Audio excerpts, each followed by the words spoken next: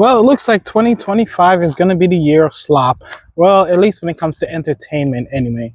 Seems as though everything in entertainment now is just lazy, trashy looking, very low budget looking, kind of glitchy. Even for major Hollywood movies, it just doesn't look as good as it used to.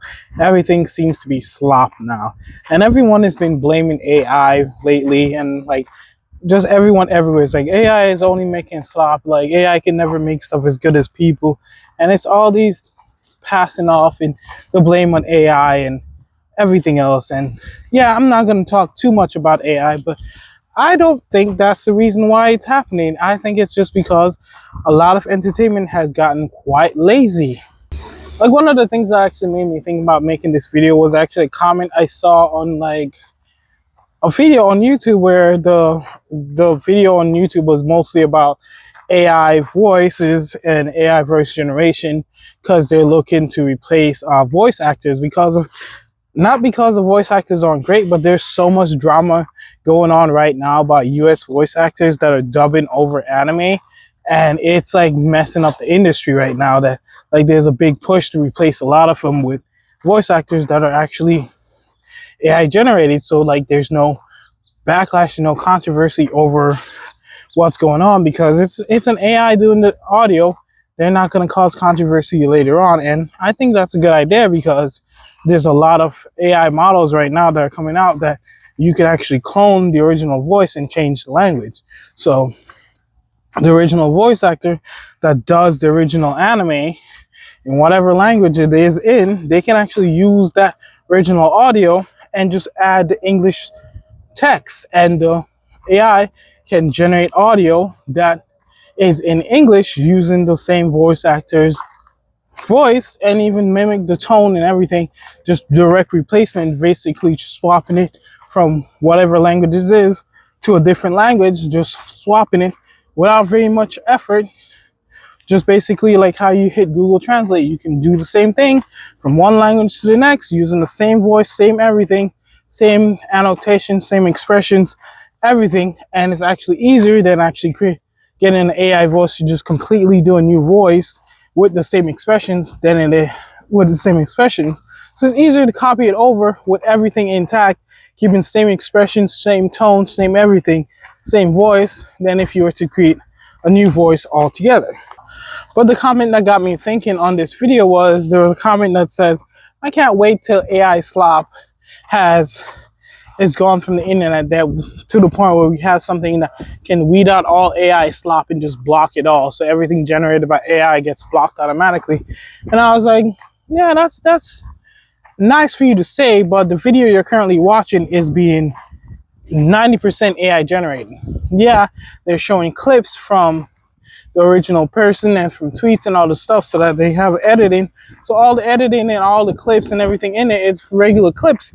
But the voiceover talking is an AI generated voice, because I know what voice it is, because it's from the same program I use, and it's using an avatar. It's not using a real face, it's just using an avatar. Not an AI avatar, but just a regular image avatar. So I'm like, so you're saying you can't wait till something filters out all AI generated content, while not realizing the content you're watching right now is primarily AI generated. Yes, it has a human that wrote the script, but at the same time, everything else is AI generated. Which brings me around to one of the clips, clips I saw today, because I was watching the Dave Cullen show, because I watch his show sometimes, and he was talking about the new Fantastic Four, and I saw like the images and the clips he showed from the movie, the new trailer, and I was like, that's not that great compared to like Fantastic Four from 2007. The CGI is much better in 2007 than it is in 2025, which is like, what? That's nearly 20 years later. Your CGI has went backwards instead of forward. Despite all the technology we have, how is your CGI going backwards?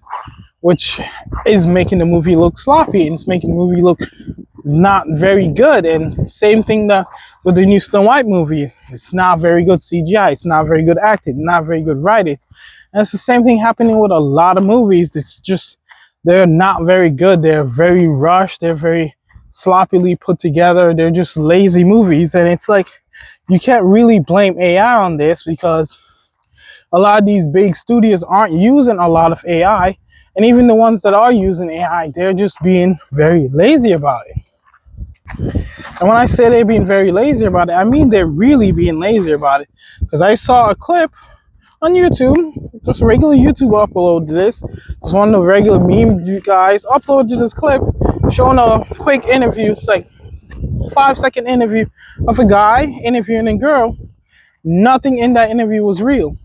The entire clip was AI generated, from the audio to the video, everything, even the background sounds, all of it AI generated. It was easy to pull out because, one, the girl's lip didn't move in sync with the audio, which can be fixed easily with just audio editing and video editing. You can just get the sync to be a little bit better, but her mouth was moving correctly. But the other thing that was kind of off was the interviewer had 6 fingers on holding the mic. When his mic went up in the interview, it showed the rest of his hand and he had 6 fingers. So it's kind of funny that, oh, that's how you tell it apart. But you couldn't tell anything else was generated by a computer because it looked perfectly real. There's no anything that was off about the video, except those 2 things were the only things that are off and super believable. So you can't blame AI as not being able to do a good job when this is what a person can do that doesn't have any video editing skills, no high-end studio behind them, not being paid thousands of dollars, or doesn't have a huge development budget, probably just spent a couple cents on this video and waited like 10-15 minutes for it to generate. And that was it. And you're coming out with something that looks perfectly believable, but yet still a Hollywood movie, $500,000, $10 million, $20 million budget, can't come near what you can do with a couple cents in your CGI budget. What that's telling me is that it's not that you can't, it's just that you're being lazy. You don't want to. You're just doing whatever you want and you're just pushing it out there. And like I was watching with the Dave Collins show, he was saying how Hollywood is complaining about not being underpaid and overworked and all this stuff. And because of they're underpaid and overworked, they're just putting out whatever they have because we're accepting whatever they put out. And they're just saying, oh, it's good enough, put it out. We're already underpaid and overworked anyway. And I'm thinking, well, you would think so. And you would be inclined to believe that until you actually see all the technology that's there that they can use that literally disproves that they're underpaid and overworked. It actually paints a picture of the exact opposite, that you're overpaid and you're not doing much of any work. And I say that because currently DaVinci Resolve has a new update that's in beta testing right now and it's coming out very soon. So they're pushing out the updates right now to be released to the public. And DaVinci Resolve is like $200 for the program for all the features. $200 once, not every month, just once. And you have this lifetime. This is what it has. Its new features are all AI based. And one of the features it has is an AI timeline generator. Basically, it'll stitch together a draft version of a timeline. So a draft version of a movie, basically. Like you can hit play and it'll have a draft version of it from start to finish. And what you do is you literally add all your clips that you're going to use into your working folder, and then you give DaVinci a script for it to follow. It'll read through the script, and then it'll go through all your clips, and it'll put together a rough edit of your draft of the movie, basically, or the draft of whatever your script is that you can play, and from start to finish. It will do simple cuts. It'll rearrange the audio of the order of all your clips to our actual order that it flows, and it makes sense. So it portrays basically what the script had. You didn't do anything. It takes a little while based on how fast your computer is. You don't have to do anything. You just give it all the stuff and you just sit back and wait for it to do its job, and it'll output all this stuff for you. So it uses AI to recognize what's being said in each clip, and it uses AI to actually recognize what is the video in each clip also. So it can recognize the speech, it can recognize the audio, and then it can recognize the video separately, and then it uses that to stitch together everything based on the script that is given. So it'll put together all the audio, so all the scripts were all the voices of what you said each character is saying, and then it'll put together based on what you said each scene should be. They'll put all that together for you in a very basic and simple manner. So you get a lot of that work done really quickly. Now, it may not be perfect and it may have a lot that it can be improved upon, but you get the point. It puts together all your clips into something that you can start working on without you doing pretty much anything, which if you haven't edited video before, especially if you haven't edited like video with lots of clips before, you know that takes a long time to put all these clips into your timeline, line them up, and make sure they're all touching with no gaps in between them, so that now it plays something coherent, and then you can go back again and you can work on the final edit. It does the basic draft for you all by itself. That maybe saves you maybe a day or two of editing when you're talking about editing a movie with something like 200 clips in it.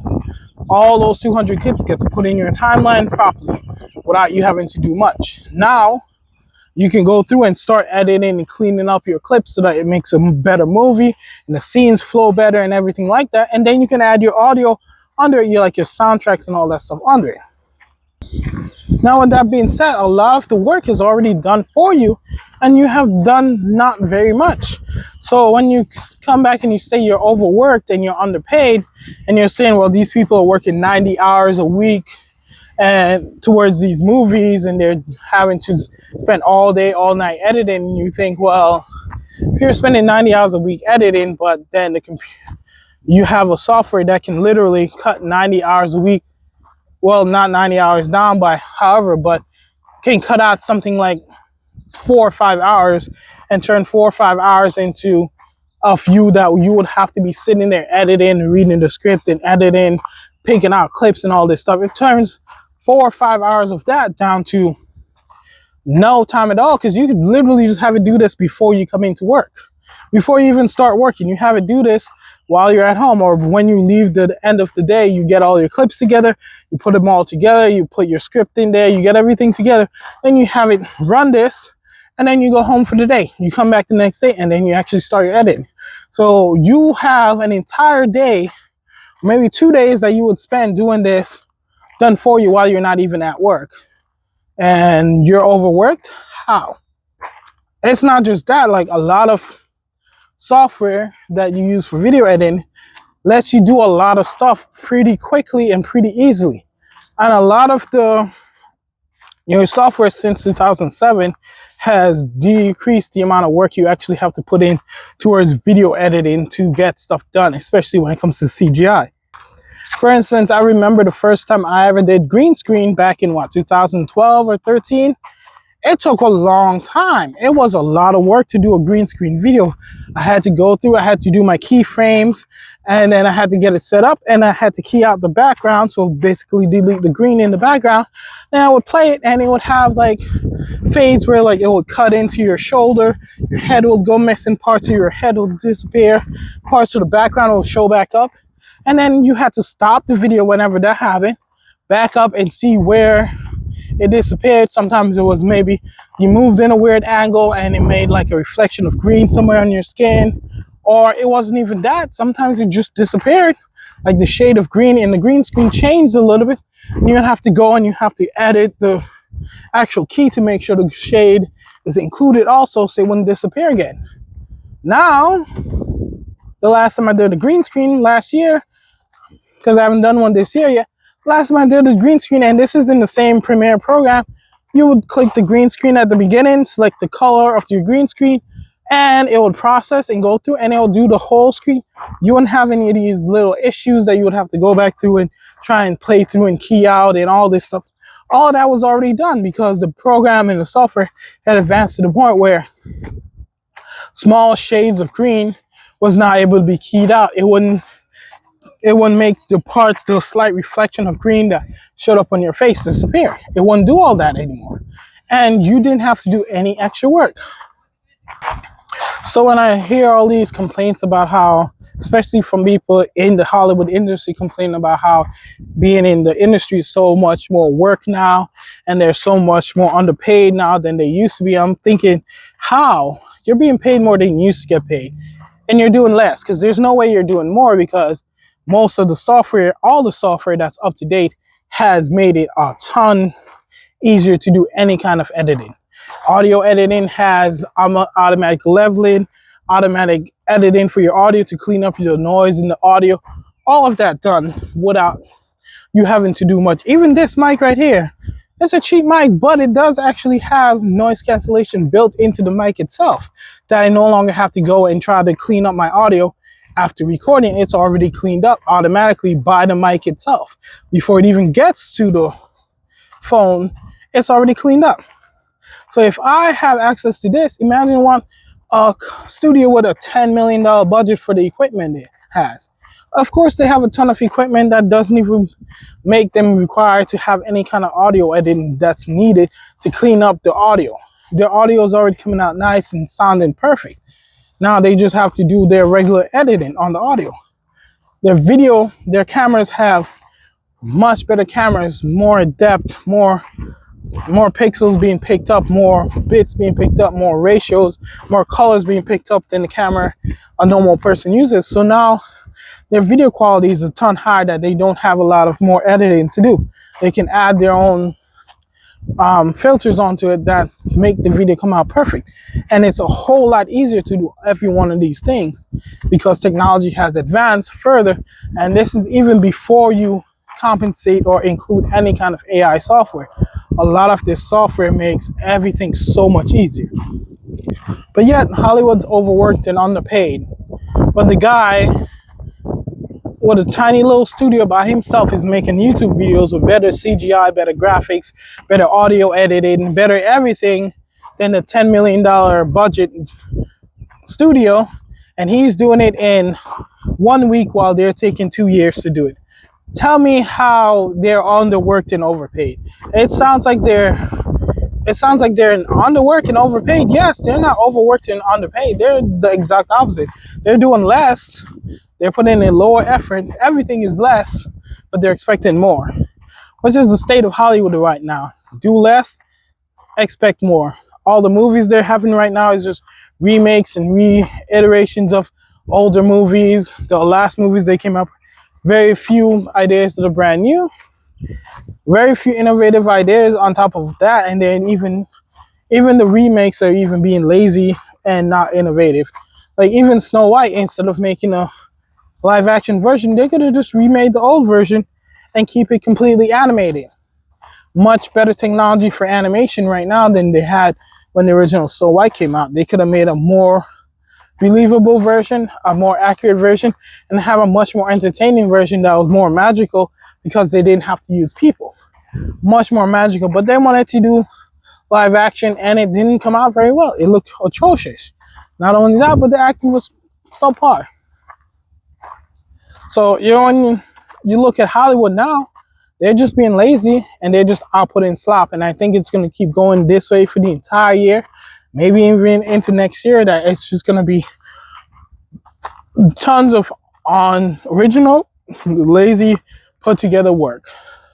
Because even if you think about it right now, this thing got completely beat out by the Minecraft movie, which I haven't seen. But from the clips of it, it wasn't all that great of an editing. They didn't put a lot of CGI effort into it either. It looks like it was just basic movie that they shot, basic CGI, and it still looked better. And it's just because it wasn't as lazily done as Snow White was. And it seems as though that's what Hollywood is trying to do. They're trying to get the most money out of the least effort as possible. And I think that's why a lot of Hollywood is actually failing right now. A lot of people are moving more towards YouTube and streaming ecosystem than before. And I don't know. Who knows which one is better? Well, from what my perspective is, we'll see. The better will win, because the more effort that people put into like YouTube videos and streaming content, the better it's going to come out. And the more Hollywood's going to fail. And at this point, why do we even need Hollywood? They're not really giving us anything entertaining at this point. They're not giving us anything good. Even like Borderlands movie, I liked the movie. It was a funny movie, but it was very rushed. And a lot of the stuff in the movie was just shoved in there to make a point, which wasn't necessary and wasn't in the Borderlands game at all. But who knows where Hollywood's going. But don't really care. Anyway, that's it for today. I'll see you guys in the next video pretty soon.